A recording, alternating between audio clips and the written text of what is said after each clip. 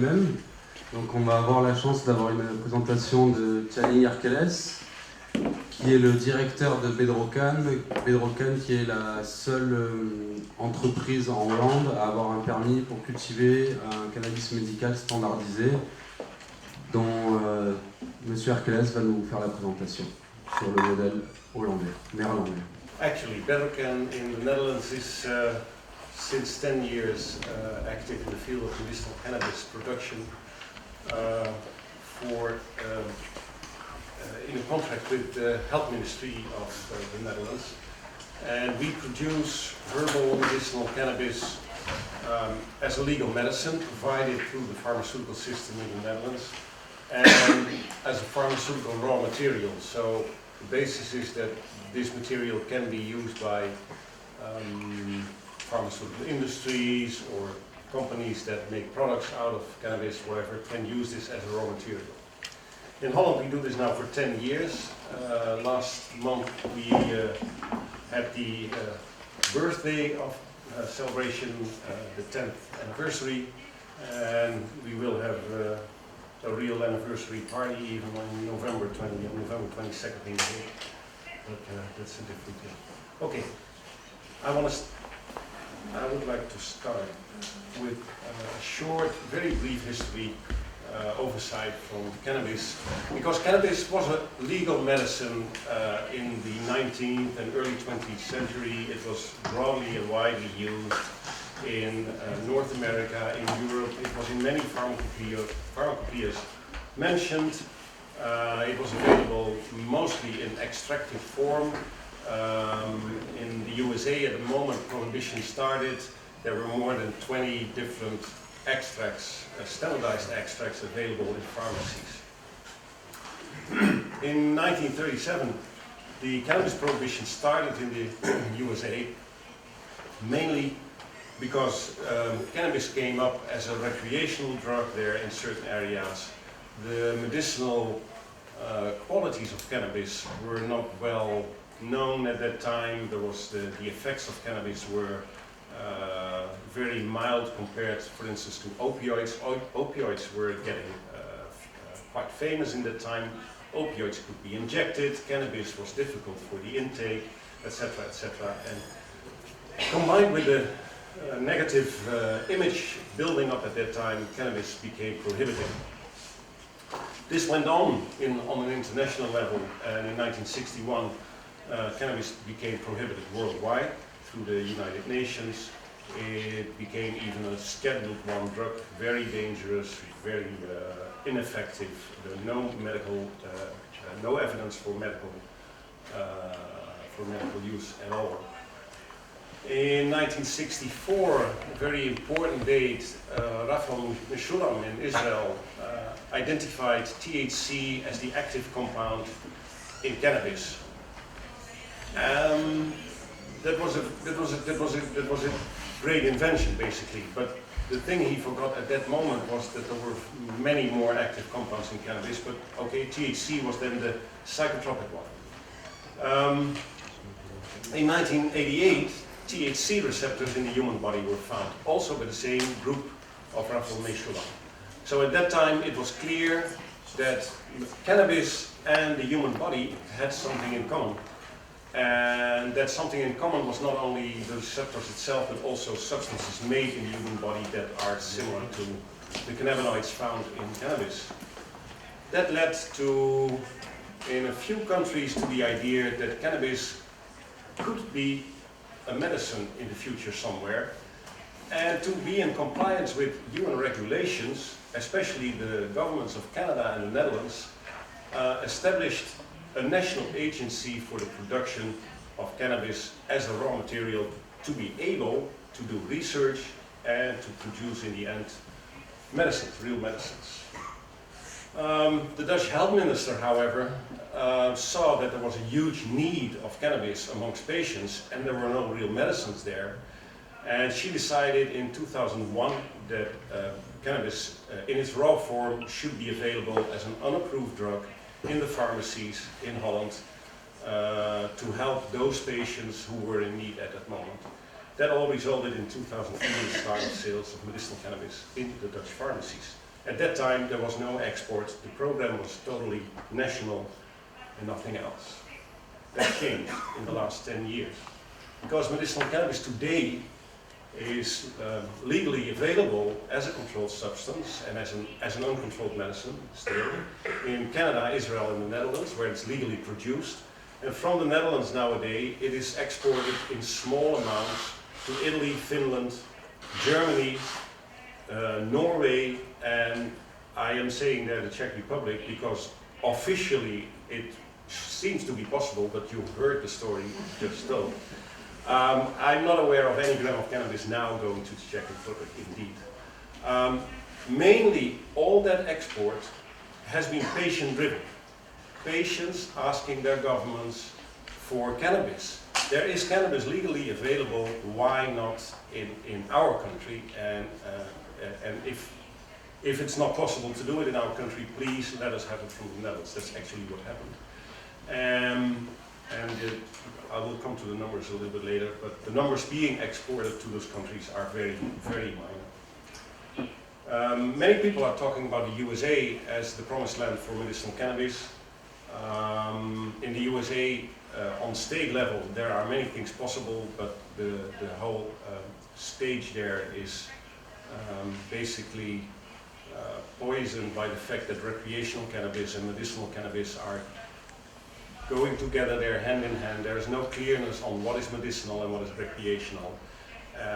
Nowadays in two states, Washington state and in Colorado, they are now trying to legalize, or they are up to legalize cannabis fully.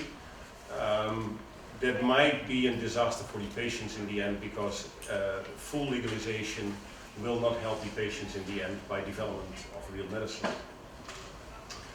Well, going back to the Dutch situation, the Dutch Health Ministry is advising now cannabis in certain indications as a last resort medicine. So in situations, in diseases like cancer, HIV, AIDS, where people suffer from appetite loss, nausea and vomiting, cannabis is advised. Spasms, pain and sleep in multiple sclerosis, neurogenic pain caused by neural damage like spinal cord injury, Tourette syndrome, the tics and spasms coming along with them, and the blindness caused by glaucoma. For those indications, cannabis is advised as a last resort medicine.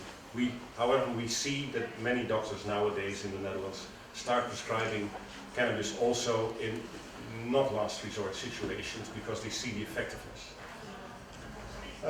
Also in the Netherlands we see a group of psychiatrists nowadays prescribing cannabis in psychological disorders. ADHD, bipolar, anxiety are typical diseases in which cannabis with low THC contents quite often are prescribed and in low dosages.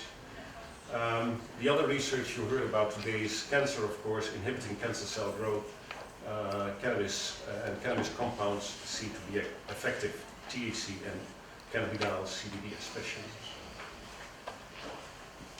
Herbal cannabis has been investigated under clinical trials. It has been done several times already. Only the material used till now was quite often of unknown sources or from unregistered sources. In total, in the period 2005 to 2009, 37 clinical trials have been executed. More than 2,000 patients were involved. And if we look overall since 1967, almost 140 studies with almost 9,000 patients have been executed. That is telling something. The Dutch model through which cannabis is now provided to patients. All is in compliance with the UN regulations, the UN Single Convention of 1961, saying not only about cannabis but also about poppies and about coca. Those are all plant drugs that they should be controlled by a national agency. Especially the trade in those products should be monopolized by the government for quite clear purposes. The illicit trade in those drugs can be very profitable and very attractive to criminal groups, criminal people with a criminal mind that want to just do it to earn money. So Holland established an Office of Medicinal Cannabis, and that Office of Medicinal Cannabis organized the chain of production that leads to the pharmacy in the end. Cultivation is the part done by Bedrocan BV. On the left you see processing, on the right you see the grow itself. And from cultivation, products are brought to quality control. Quality control is done externally. We don't control our own products. Also, the OMC itself doesn't check on our products. There is an independent laboratory, a medicine laboratory, that is checking the quality of the products. Also, the packaging, small amount packaging on patient basis is done by a pharmaceutical company. Packaging in 5 grams, and from there it goes to the Dutch pharmacies. The OMC is also responsible for delivering cannabis for research purposes. That's done by the OMC self. And also the export is done by the OMC self. From their office they send off the requested cannabis for the countries I just mentioned. The company Bedrocan. Bedrocan is a slightly older company. We are already there since almost 30 years, although in the beginning we were not doing anything with cannabis. We were starting as a horticultural company doing vegetables. We were growing vegetables in the dark especially. Chicory must be quite well known in France. We even had some study travel to France in those days. Chicory was one of the first products we did in our company, and a few years later followed by asparagus indoors. Everything happened indoors.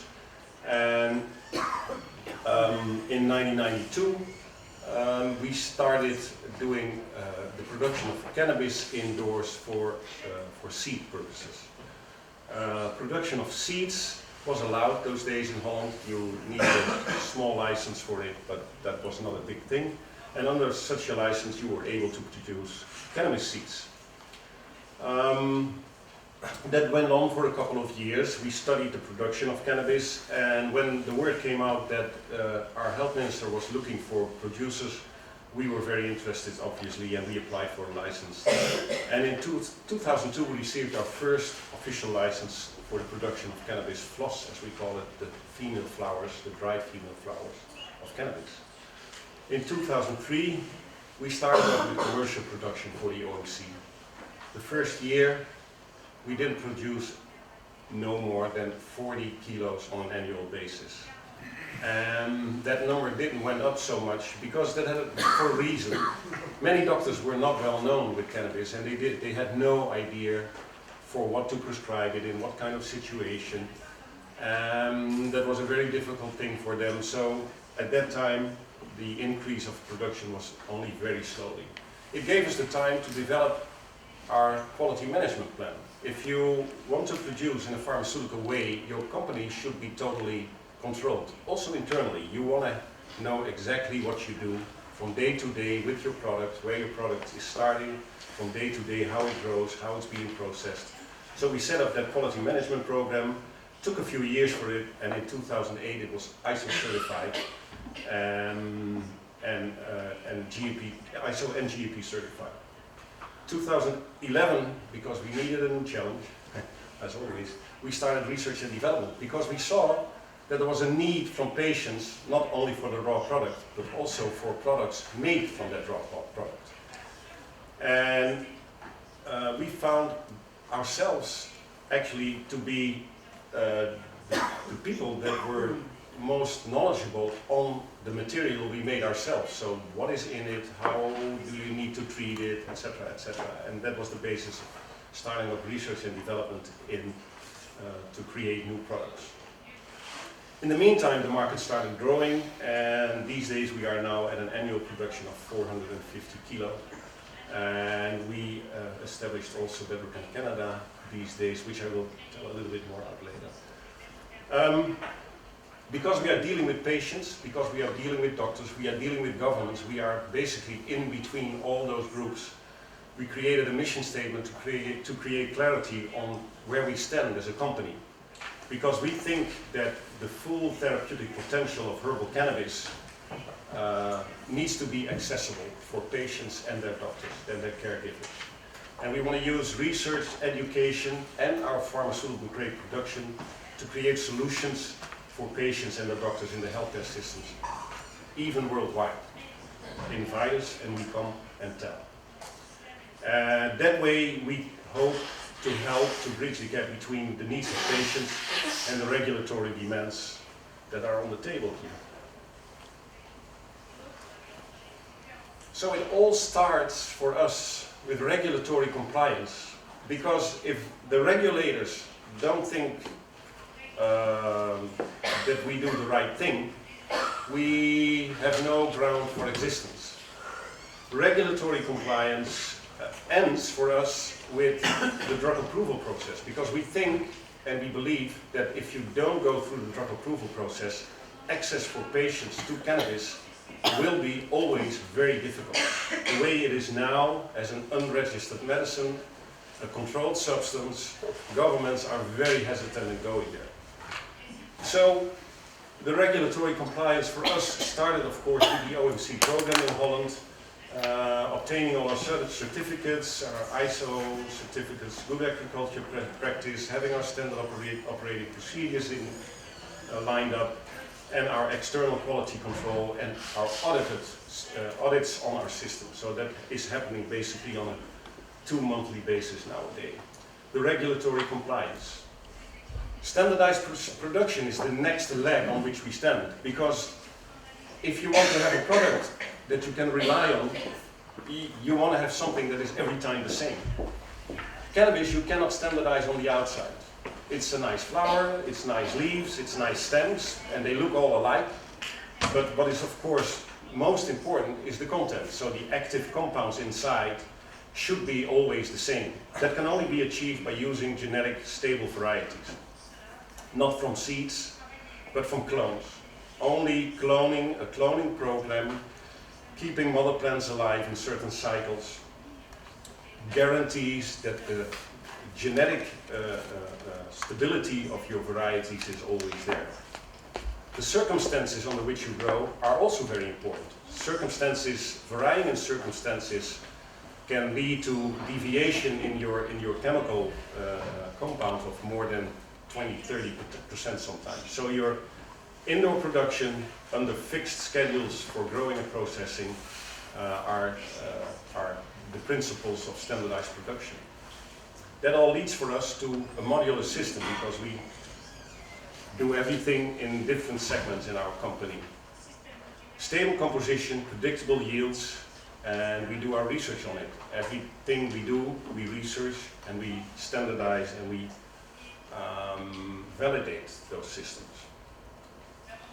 What does that mean, a standardized product?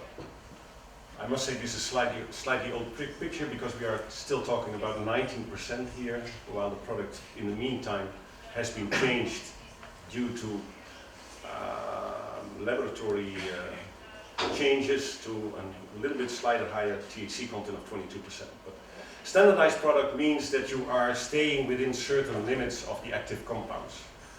The limits here are 15% up or below the average declared value. So if you have 20%, 15% lower is 3% actually of the content. So this Bedrocan variety is somewhere between 17 and 22%. And it's always there. These are 10 batches in a row, and you can see they are always within that standardized deviation, within the standard deviation. Patients were also asking for varieties. The government didn't ask for varieties. For the government in the beginning, cannabis was just cannabis with THC in it. And that THC was the only important thing. And they said, we want your stability, we test your stability only on the THC. So when we started off with one variety Bedrocan, it had 19%. And we had a colleague at that time creating another variety, bringing it to the market with approximately 12% of THC. So at that time, the other company dropped out basically because he was using pesticides amongst more things. We took over not his variety, but that plays in the market with a variety with approximately 12 to 13% of THC, because that was the only requirement at the time. I'm talking 2005 now.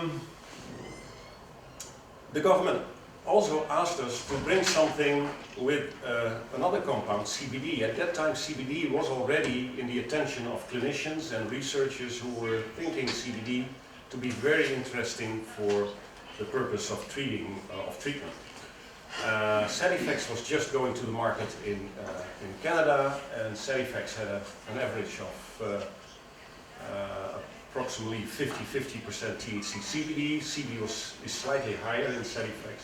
So we said, okay, we try to create something that is similar, and we came to our variety Bediol, which came to market in 2007, with a low THC variety of 6.5% and a higher CBD variety, CBD content of approximately 8%.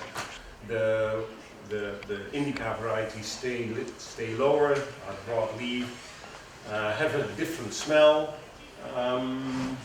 and then we said, okay, we can look into the indica varieties, and the minister at that time in Holland decided to go along with all those complaints, and he said, we want to introduce an indica variety, and he asked us to do that. And that was variety Berica, a real indica of which the people say that it makes them sleepy. It's being used for sleep purposes especially. When the product came to market after half a year, most of the complaints were gone indeed. The patients were satisfied about this new variety. Of course, there's more. CBD came more into interest, for CBD, especially over the last year. Already a few years ago, we created a variety at that time under the code name AI94. AI94 was only there for research purposes. We looked into the variety, 9% of CBD, less than 0.3% of THC, sativa variety, and only a few months ago there started some kind of a hype on television and on the internet because people discovered actually CBD. Patients were discovering CBD. It started with a group in the United States, a group of parents having children with heavy epilepsy, the Dravet syndrome, and there were more and more people telling that CBD was very helpful for their children. And if you can administer CBD without THC, you don't have the psychotropic effect, so it could be something for children indeed. So all those varieties are now there. Better Light will go to the market by the end of this year in Canada, and we hope it will go to market next year in the Netherlands. We are still waiting for approval from the government because in the end they decide, but we have a good hope that it will come. As a company, we have been growing over the last years. We started with the Bedrocan BV raw material production. We have another small company, the Bedrocan R&D, since 2011. We have a small laboratory, and we can do our own research in that regard. All our raw material goes to the Dutch Office of Medicinal Cannabis. We created another company, which I will tell a little bit more about later, Spirocan BV, and there we are into development of registered medicines. Currently, our products flow through the Dutch Office of Medicinal Cannabis to the pharmacies, and in the future we hope that it will flow as a registered medicine from Spirocan to the pharmacies also. Bedrocan Holding is the owner of the genetics and the intellectual property of our company, and that is the way we can export products as a company. We export our IP, we export our genetics, and Bedrocan Canada is the first example of it. We established a company there that will go to market early next year with products first produced in the Netherlands and later on locally grown in Canada. What about Bedrocan in other countries? Because you just heard the Czech situation, export from the Netherlands, bringing product literally from one country to another country. That is very easy for governments. It's just writing the paperwork, but it's mostly not fulfilling for patients. It's very expensive, the procedures to get it are very lengthy, and the amounts available by the Dutch government are limited. The Dutch government doesn't want to export more than only 100 kilos a year at max to a country. So the only option basically for countries is to produce locally. But that's difficult for them. They have to establish an office of medicinal cannabis, and they're quite often reluctant to do so. But it's cheaper for patients, it's easier access, it's possible to include local preferences and culture, and there are options for local R&D, and that's all very interesting, of course, doing it that way. A little bit about Bedrocan Canada. Why are we going to Canada only now? Because the regulation changed in Canada. There was a medical marijuana access regulation allowing patients to grow their own, to have access to the product through the government, several ways of doing it. But the situation kind of exploded there over the last year. There were over 14,000 local growers. There was no control. There was a lot of diversion, people just selling on the street their products homegrown. And the Canadian government said, okay, we are going to control the situation now, and they created the medical marijuana production regulation. That regulation allows for commercial production, comparable kind of to what is being done in the pharmaceutical industry. You get a strictly controlled license, and what is new in this regard is that those companies will be allowed to directly sell to the patients on a recommendation. Sometimes it's called a prescription in Canada, but it's a little bit unclear if it's now a prescription or a recommendation, but doctors need to put something on paper. Direct sales to patients will allow for cheaper products. And that is needed because the personal grow license will be phased out by April next year. In the new regulation, also import and export will be allowed. Our application to go in there is currently under review by Health Canada. In the Czech Republic, well, you heard it already. The law change of this year, April. There's a new law and regulation. The structure is a little bit similar to the Netherlands, no personal grow license. And in 2014, they expect to have a request for proposal for local production. We will see where that is going. We are currently discussing local cooperation there. A little bit about the plant and how to come to medicine. If we are talking about cannabis, we are talking about cannabis sativa. That's basically the only name for the plant. And we talk about the female plants and the dried flowers from that female plants. We call it cannabis floss. Floss is the Latin name for flower. And if we dive into that, you see that the flower is covered by little sparkles, which we call resin glands. The resin glands are basically a little mushroom on top of a little stem, and those resin glands produce THC, the delta-9 tetrahydrocannabinol, the active compound in the psychoactive compound in cannabis. To get that compound out, to get THC out of the product, you need to heat, because basically THC is not available in the plant. THC is available in the plant in its acidic form, and it needs to be heated up to 200 degrees to get it immediately transferred into THC as the active. That is why patients smoke it, patients use it in a baked way or in a cooked way. And there you see basically 4 different ways of doing it: making tea, vaporizing it, smoking and baking goods from it. Smoking and baking goods from it is not the advised way nowadays. Tea is a very controllable way of making a herbal product that is with a every time similar content. Vaporizing is the healthy way of smoking, as we call it. THC in itself is already a medicine. You'll hear more today. For instance, this product, Marinol, synthetic THC and sesame oil, is already on the market for almost 28 years now. But as we said, cannabis is not only THC. The plant contains way more other active ingredients. It's chemically shown, clinical trials prove it also that cannabis is different from THC, and of course patients are telling it. Other active ingredients like CBD, CBG, cannabigerol, the terpenes, they have all kinds of different effects. I try to give a small oversight what they do. So it's very important that if you have several compounds in the plant material, you need to look upon all the properties they have, and the combination of all those compounds give each plant basically its unique effect.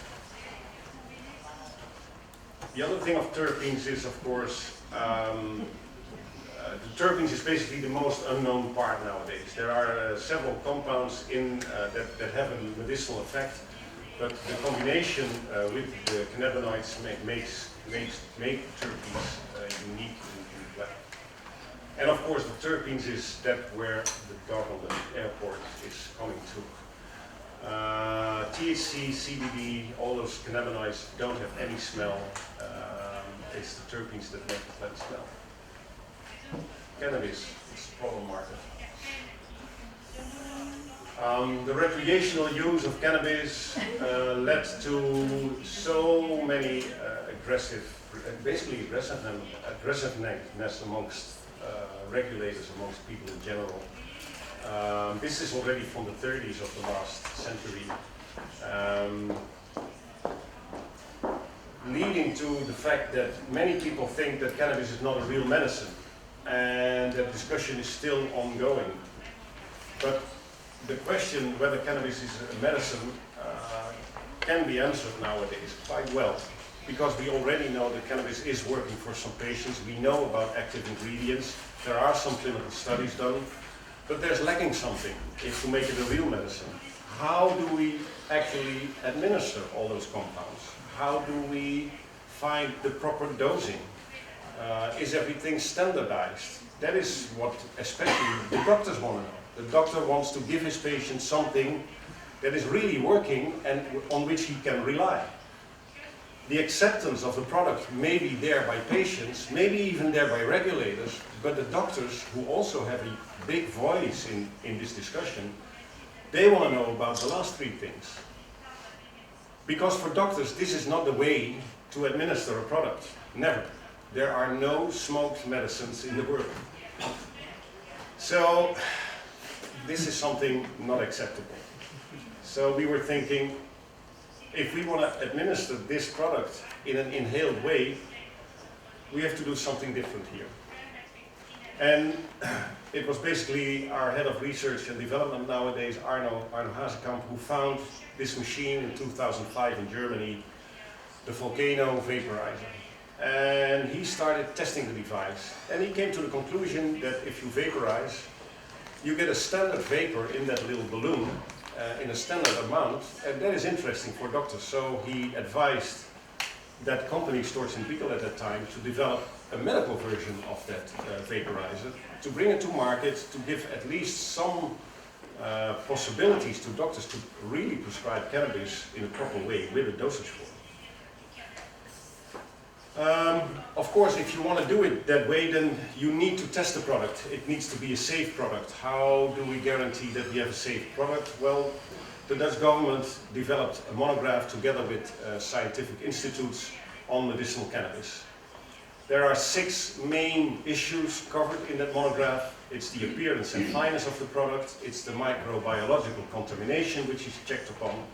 Pesticides is checked upon. Pesticides are not allowed in the product, not even traces, so we cannot grow with any use of pesticides. Heavy metals are allowed till the regular consumer levels. The water content should be consistent and is tested for, and of course the cannabinoid content and profile in each variety should always be the same. We developed that in the Netherlands, and later on we checked it with Canada, and it is the same basically what they do in Canada also nowadays. So we have some international harmonization. Well, only vaporizing is something that helps for patients, but we already know that patients also like other ways of administration. So vaporizing is working for acute complaints, especially in pain, heavy pain. Patients like to vaporize. It has a rapid effect, and compared to, for instance, tea, where it takes longer for the substance to get into the body and to become effective. Tea has as an advantage that it has a longer effect for chronic complaints. What you sometimes also see is that patients use it smoked and as a tea together.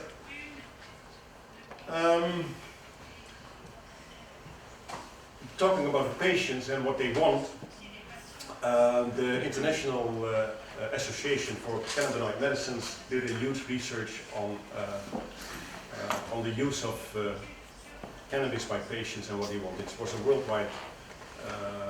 worldwide research, and almost 1,000 patients on a voluntary basis took part in this research. Here you can see that especially pain, anxiety, appetite and weight loss, depression and insomnia are the main indications for which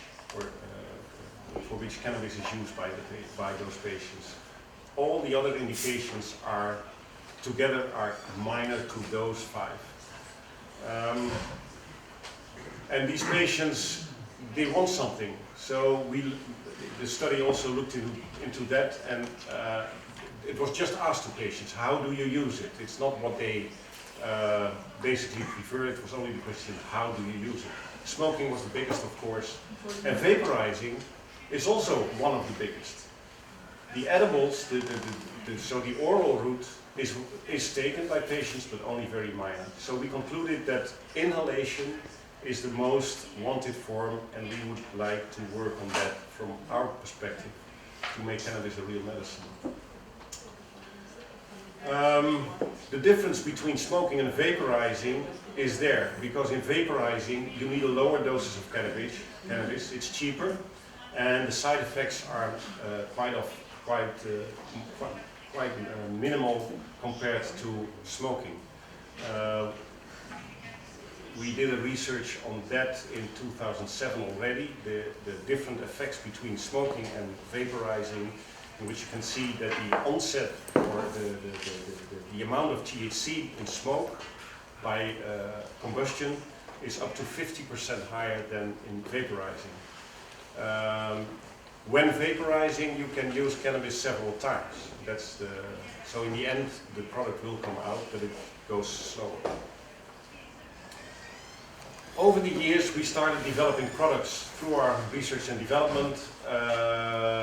Of course, starting with our grow facilities, the standardization we achieved by quality control. And the first thing we produced was cannabis floss in a standardized way. That was brought as a medicine to the market by the OMC. But we started to look into the floss also, and we found several chemicals, the cannabinoids and the terpenes especially, which we were able to extract. We started looking into the administration forms. We found the vaporizer, and the last thing we developed on every variety we have is a placebo, because without placebo you cannot do any proper clinical research that is known. Because that was what we're aiming for. Nobody is doing clinical research with standardized cannabis, so let's do it ourselves. Clinical proof required, as I said, you need the administration form, the dosing unit and the placebo. The clinical trials is then the next step, and then you can get to a registered product, and we are working on that. We have our standardized production. We established that in an elaborated study that terpenes are also standardized in our products, and we developed our placebo. The dosing unit and the vaporizer we are working on right now, and that needs to be ready early, by the end of this year, early next year, and by the end of next year we will enter into clinical trials. We have our first approval from the Dutch government we can start doing that by the end, we hope by the end of 2014. It will take at least 2 more years, even 3, and maybe I'm too optimistic. It might even take 4 years, but then we hope to have a registered herbal cannabis product on the market in the Netherlands. So in the near future, we know it all. We have the active ingredients, we have clinical proof. Of course, it needs to be studied whether that can be used with other drugs together. A proper administration form, a proper dosing form, standardization of that all, and then the acceptance will be there from the doctors too. So then we have it, the patients, their herbal medicine, the doctors have their full dosage and dosing forms and administration forms, and we hope that that will be acceptable to the regulators as well, and maybe we get somewhere there. Thank you very much. That will take as much time as we have left on the table to do research. So if you look in the history, starting in 1937 with a full prohibition of cannabis, the ban being lifted, sorry, now after almost, well, let's just say 70 years, in those 70 years, basically, there has been no product development at all. We need to catch up. That is the whole point. And that started, as far as we're concerned, started 10 years ago with standardized production, not only on our end, but also in Canada, within a pharmaceutical regulated, in a regulated pharmaceutical way, which is the normal way we have in our world nowadays to develop real medicine. Medicine is, and the word medicine does not so much apply to the plant and the content of the plant as well to the way we treat it. So we need at least maybe 20, 30 more years before we have catched up with clinical research, all the trials that needs to be done, all the research that needs to be done to bring cannabis to that level where we want to, where the regulators and the doctors especially want to have it. I agree, patients need access.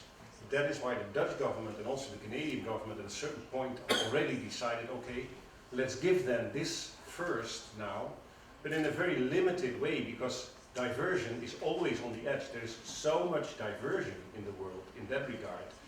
And I'm not saying that that we oppose recreational use or let's say the half medicinal, half recreational use. What you say, you know, stress, all those things. We are very well aware of that. Doctors do prescribe for it. Some doctors don't. You know, and we know the whole situation.